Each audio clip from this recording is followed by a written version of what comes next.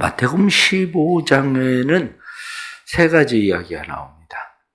하나는 전통에 대한 이야기, 또 하나는 지금 딸이 흉악한 귀신에 들린 가나안 여인의 이야기, 또 하나의 이야기는 4,000명을 먹인 이야기.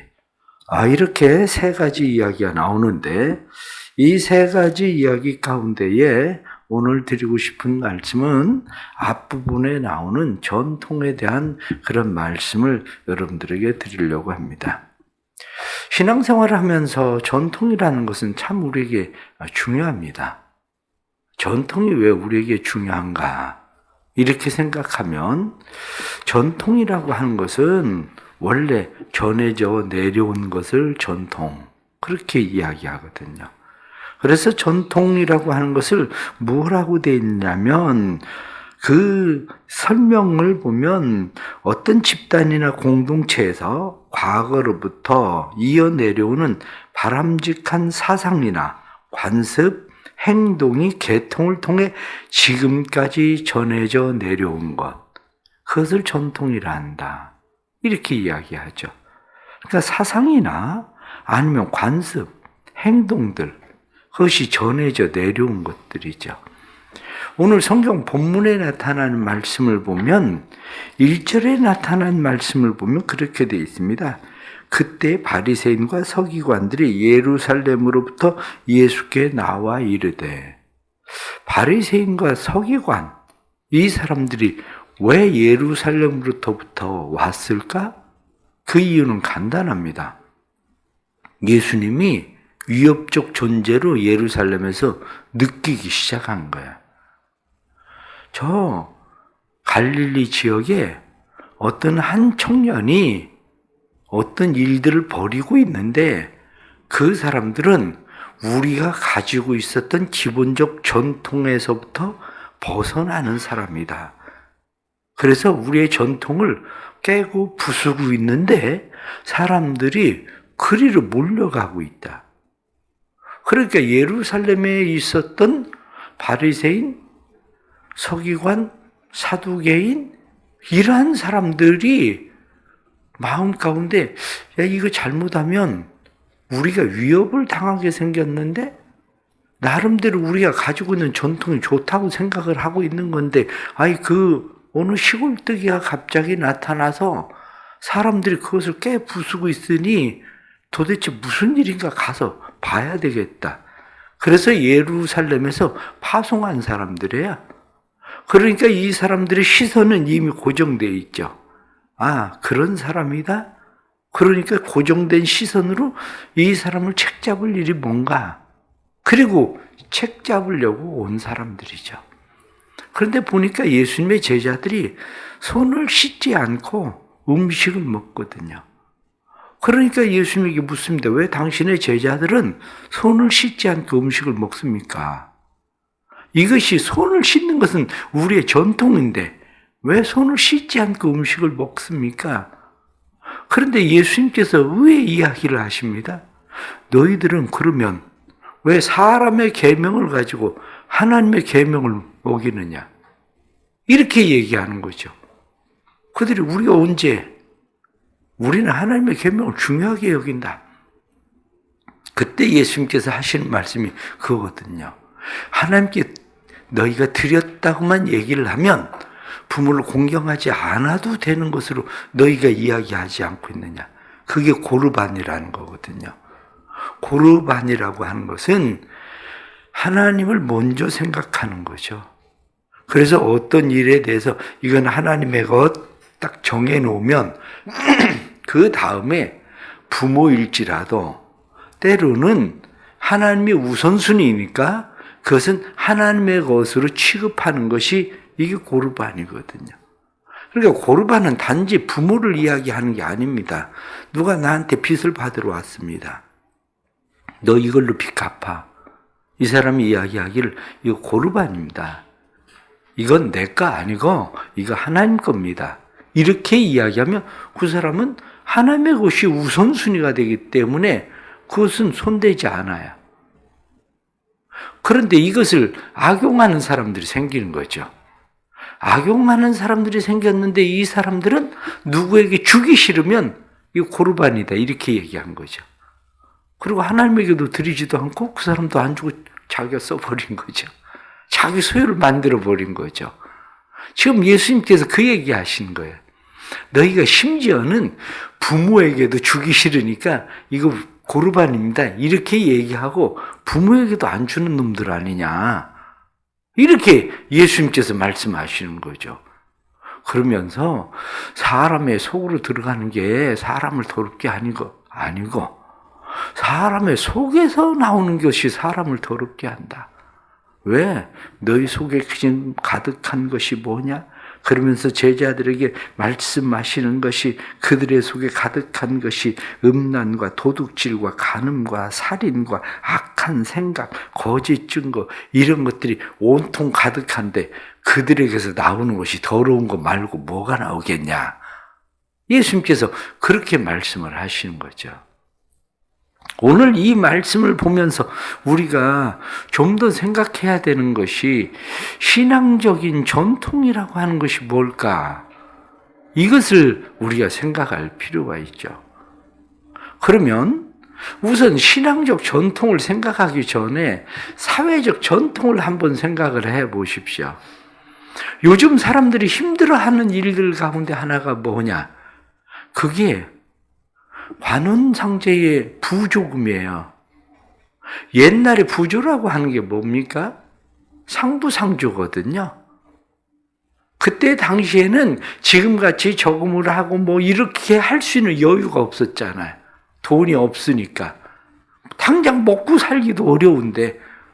그런데 결혼은 해야 되고 장례는 치러야 되고 그러니까 사람들이 상부상조했었던 거거든요. 그래서 조금씩 그래도 도와주어서 이 사람들로 하여금 결혼도 치르고 장례도 치르고 이렇게 할 수 있었던 것이 바로 부조라는 거거든요. 그런데 지금은 부조가 그 개념입니까? 그렇지는 않거든요. 부조가 그 개념이면 그렇게 막 호화롭게 결혼식을 치르고 부조금을 받아야 될 이유가 하나도 없죠. 그런데 지금은 요즘도 저도 뭐 카톡도 오지만 나하고 별 상관도 없어요. 이름만 알면 카톡이 와. 누구 돌아가셨다고, 누구 결혼한다고. 이름만 알면 카톡을 보내. 좋은 전통인데 좋은 전통으로 남아 있습니까? 그렇지가 않잖아요. 그러니까 사람들이 이게 걸림이 돼요. 야, 이거 해야 되나 말아야 되나? 이런 문제가 이제 사람들에게 이미 생겨버린 거죠. 그렇다면 이 전통이 과거에는 좋은 전통이었는데 지금은 이 전통이 안 맞으면 어떻게 할 거냐. 그런데 우리나라가 체면 문화잖아요. 체면 문화인데 나한테 보냈는데 안 갈 수도 없고 갈 수도 없고. 심지어는 인터넷 보세요. 내가 친구에게 보냈는데 그 친구는 나한테 안 했다. 그래가지고 도로 돌려달랬다는 거예요. 내가 한 거 돌려달라고 했다. 인터넷 진짜 그런 거 얘기가 나와요. 보면. 그럼 왜 하나? 체면 때문에? 사실은 지금은 이 사람들을 위해서 어떻게 해야 되는가, 왜 해야 되는가의 생각이 없이 전통이기 때문에 그냥 하는 거죠. 그런데 제가 존경하는 목사님, 은퇴하신 목사님 가운데 한 분은 그분은 큰 교회 장례나 아니면 결혼엔 별로 가지 않습니다. 그런데 작은 교회는 꼭 갑니다. 제가 그 목사님한테 물어봤어요. 목사님, 그러면 다른 사람들하고 불편하지 않아요?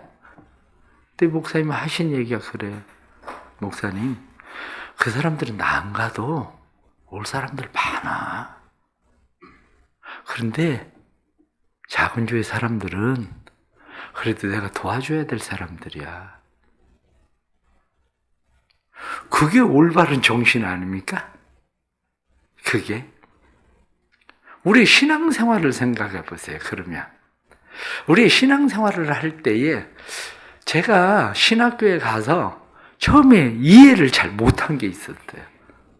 그게 뭐냐면 저희 아버지가 목사님이고 또 저희 어머니는 또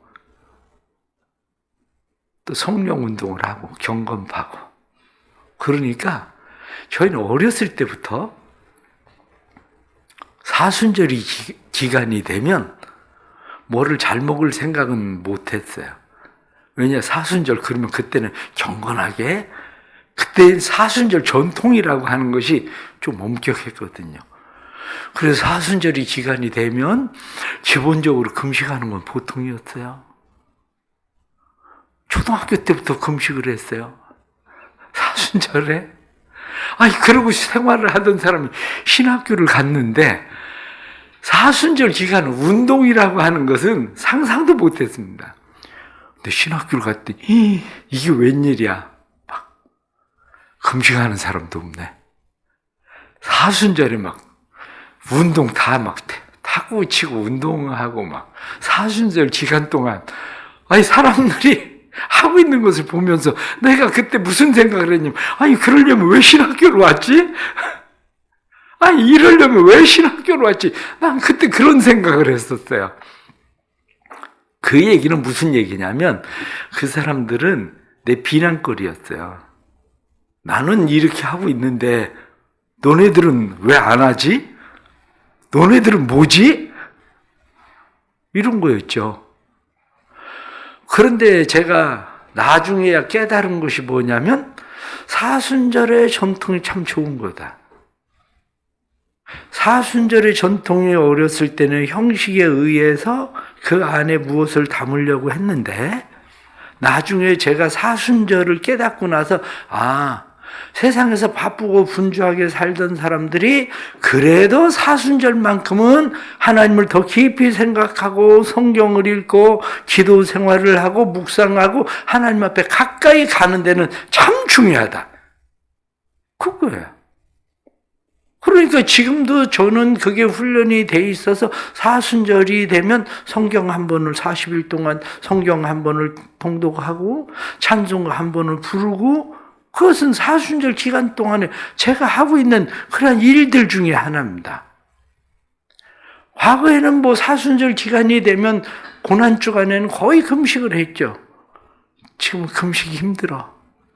배가 고파서 힘든 게 아니라 힘이 없어. 그래서 금식이 힘들어. 그렇다고 해서 누구를 비난한 일은 아니야. 다른 사람이 너희들은 왜 안 하냐? 이렇게 그것을 비난할 일은 아니라는 거죠. 좋은 전통, 좋은 전통은 존중해야 돼요. 좋은 전통이라고 하는 것은 이미 내가 그릇을 만들기는 힘든데 누가 그릇을 잘 만들어 놨어.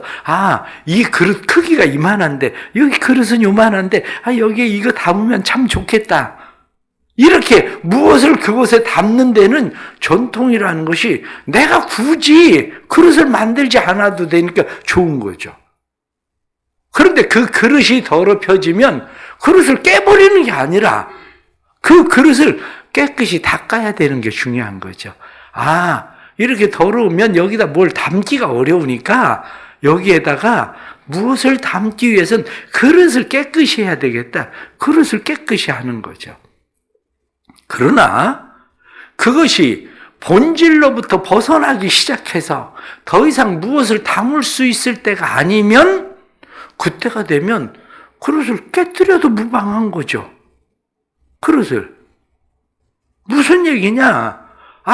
이 그릇이 너무 더러워졌는데, 너무 낡았는데, 여기다 무엇을 담으면, 잘못하면 그것도 버리겠는데, 예수님께서 말씀하신 것처럼, 새 술은 새 부대에, 낡은 술은, 오래된 술은 낡은 부대에, 이렇게 말씀하는 것처럼, 새 술을 담을 부대가 필요한 거죠.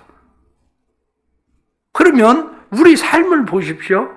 이미 우리가 깨뜨려버린 전통들이 있잖아요. 옛날에는 사람들이 관절이 좋았나 봐요. 교회 와서 무릎 꿇고 예배를 드렸거든요. 교회 와서. 나이가 들면서 사람들이 무릎을 꿇는 것이 어려우니까 양반다리하고 예배드리고, 그때만 해도 생각을 할 때에 감히 누가 신발을 신고 교회를 들어옵니까? 화장실 갔던 신발을, 그리고 감히 하나님 앞에 와서 누가 의자에 앉아서 다리를 꼬고 예배를 드립니까? 상상도 못하던 일이죠. 그러나 그것은 하나님 앞에 예배 드리는 자세였었죠. 하나님 앞에 예배를 드리려면 그래도 그런 자세를 예배를 드리려고 하는 자세였던 거지. 그런데 그 그릇은 깨졌어요. 그러나 그 그릇을 깨졌다는 이야기는 교회 신발 신고 들어오잖아요. 의자에 앉아 있잖아요. 그러나 본질은 버리면 안 되는 거잖아요. 우리가 의자에 앉아 있다고 해서 편안하게 뒤로 제껴가지고 팔짱 끼고 설교를 듣는다면 그럼 본질이 없어지는 거잖아요. 그러니까 본질의 문제예요. 신앙생활을. 우리의 본질이 하나님 앞에 어떻게 다가서고 있느냐, 바로 이런 거죠. 그러면 신앙생활의 좋은 전통 가운데 하나가 11조는 어떻습니까? 11조는 신앙생활의 좋은 전통이에요. 왜냐? 하나님, 내 삶이 하나님에게 속해 있습니다. 제가 물질의 10의 1을 하나님 앞에 드리지만 하나님 제 것 아니고 다 하나님의 것입니다. 그리고 11조를 드리는 거예요. 그런데 왜 사람들은 본질을 잃어버릴까 생각을 하면, 본질을 잃어버리면 다른 사람들의 시선, 비난 때문에 그래요.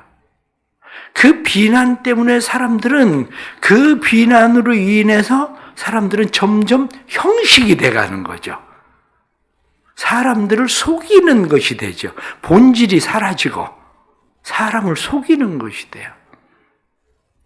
본질이 사라지고 사람을 속이는 것이 되는데, 본질이 사라지지 않게 하려면 격려가 필요해요.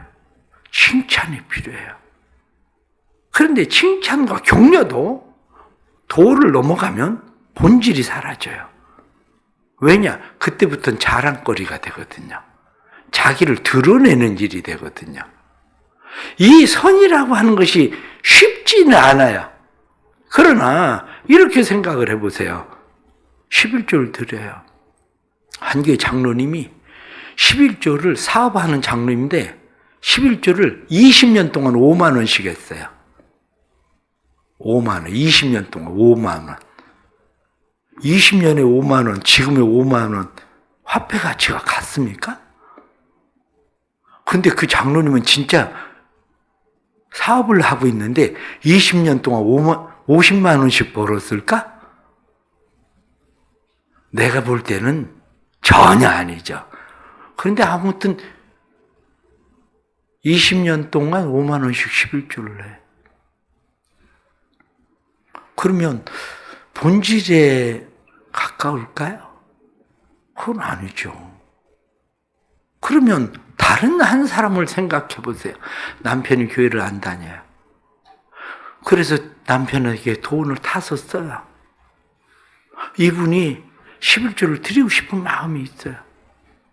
그런데 11조를 드린다고 하는 것이 겨우 남편이 준 돈에서 조금씩 아끼고 그래가지고, 하나님 그래도 내가 받은 돈에 11조는 하나님 앞에 드려보려고 드리고 있어요. 그리고 드려요.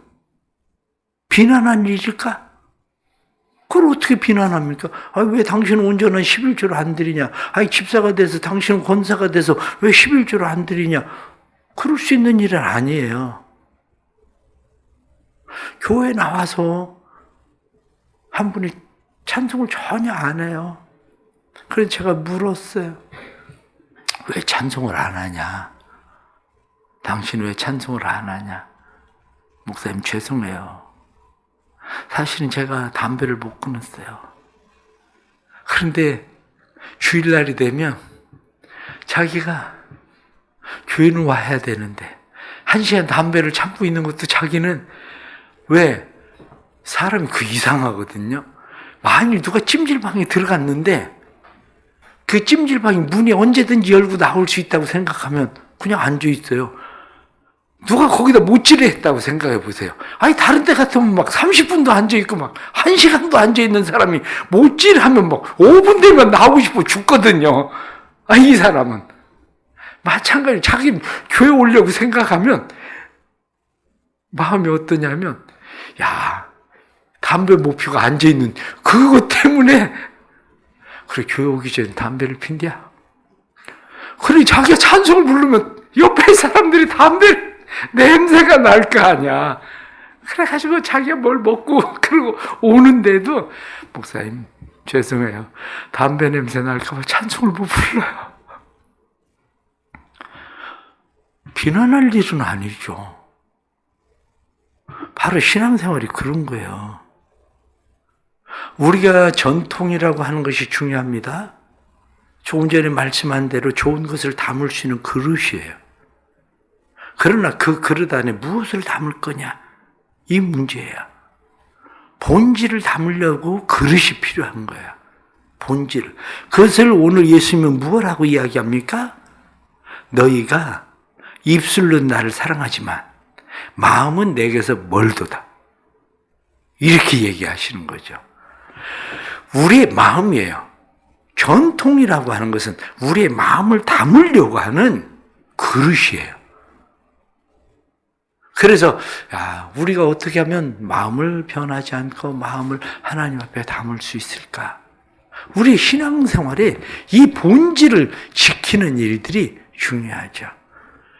여러분들 오늘 말씀 큐티 한번 읽어보십시오. 말씀 큐티를 읽어보시고 우리가 신앙생활을 앞으로 어떻게 해야 되는가? 하나님을 경외함, 하나님을 사랑함이 신앙생활의 본질이에요. 이 본질에 우리가 오늘 하루 더 가까이 다가설 수 있는 그런 하루가 될 수 있기를 간절히 바랍니다. 기도하겠습니다. 하나님 아버지, 살아가면서 우리의 삶 속에 하나님을 사랑한다는 마음이 있습니다. 그러나 때로는 하나님을 사랑함이 점점 시간이 지나가면서 형식으로 전락하는 그러한 경험들을 하기도 합니다. 때로는 우리의 삶 속에 하나님을 정말 경외하지만 우리의 삶에 그러한 형편과 사정이 되지 않아서 하나님을 경외함을 드러내지 못할 때도 있습니다. 그러나 그럴 때에 우리 교회 안에도 성도들에게도 신앙의 좋은 전통을 세워갈 수 있도록 비난이나 질책이 아니라 칭찬과 격려를 통해서 자발적으로 하나님 앞에 더 가까이 다가서게 되는 좋은 신앙의 전통들이 우리 교회 안에 가득하게 해 주옵소서. 그래서 우리 교회가 하나님 보시기에 아름다운 건강한 교회 되게 해 주시고, 사랑하는 성도들이 입술로만 하나님을 사랑함이 아니라 우리의 마음, 정성 다해서 하나님을 사랑하는 사랑이 될 수 있도록 도와주옵소서. 사랑하는 교회를 축복하시고 교회 안에 좋은 전통들이 존중받는 전통들이 되게 해주시고, 좋은 전통들이 더러워져서 깨뜨려야 되는 것이 아니라 깨끗해지는 전통들이 되게 해주시고, 낡아서 버려야 되는 전통들은 또 버릴 줄 아는 그러한 지혜와 용기도 허락해 주옵소서. 사랑하는 교회를 주께서 복되게 하셔서 또 해외 선교에 나아갈 수 있는 기회를 주셔서 감사합니다. 성도들이 해외 선교에 나아갈 수 있는 마음을 주셔서 감사합니다. 이러한 일들이 아름다운 믿음의 열매되도록 성령님 도와주시고 안전하게 잘 다녀올 수 있도록 눈동자처럼 지키시고 보호하시는 하나님의 사랑과 은혜가 떠나지 않도록 함께해 주옵소서. 주의 동행하심을 기도합니다. 가서 믿음의 격려가 미얀마 사람들에게 나타나게 해주셔서 미얀마 사람들도 또 우리를 보고 그들도 선교할 수 있는 교회들로 성장할 수 있는 기회가 되도록 축복해 주옵소서. 예수님의 이름 받들어 간절히 기도드리옵나이다. 아멘.